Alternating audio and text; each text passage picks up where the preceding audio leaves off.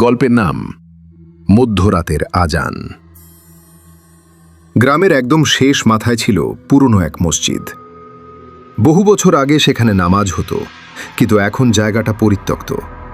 কারণ গ্রামের মানুষ বলতো, মধ্যরাতে সেখানে নিজে নিজে আজান হয়, কেউ সাহস করে যাচাই করতে যায়নি। নতুন ইমাম সাহেব মাওলানা রাশেদ এসব কুসংস্কার মানতেন না। তিনি বললেন, আজ রাতে আমি নিজেই সেখানে থাকব।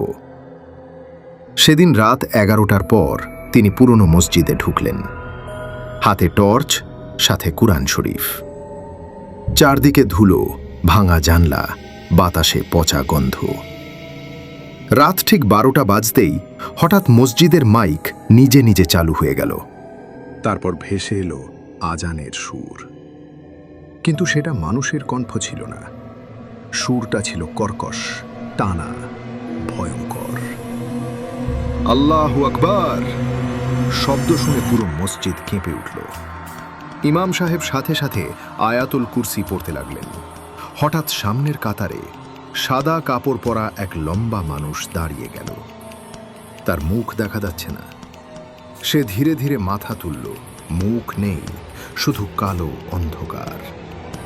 তার বুকের ভেতর থেকে সেই আজানের শব্দ বের হচ্ছে। ইমাম সাহেব জোরে সূরা ফালাক পড়লেন। সাথে সাথে ছায়ামূর্তিটা চিৎকার করে উঠল, এই জায়গা এখন আমাদের। তারপর মসজিদের সব দরজা একসাথে বন্ধ হয়ে গেল। বাইরে ঝড় শুরু হলো। ভেতরে আরো কয়েকটা ছায়া দেখা দিল। তারা ধীরে ধীরে ইমাম সাহেবকে ঘিরে ধরল। তিনি চোখ বন্ধ করে তেলাওয়াত করতে লাগলেন। হঠাৎ বজ্রপাতের মতো শব্দ হলো। মাইক ফেটে গেল। জানলার কাঁচ ভেঙে পড়ল। সভ্য ছায়া আগুনের ধোঁয়ার মতো মিলিয়ে গেল।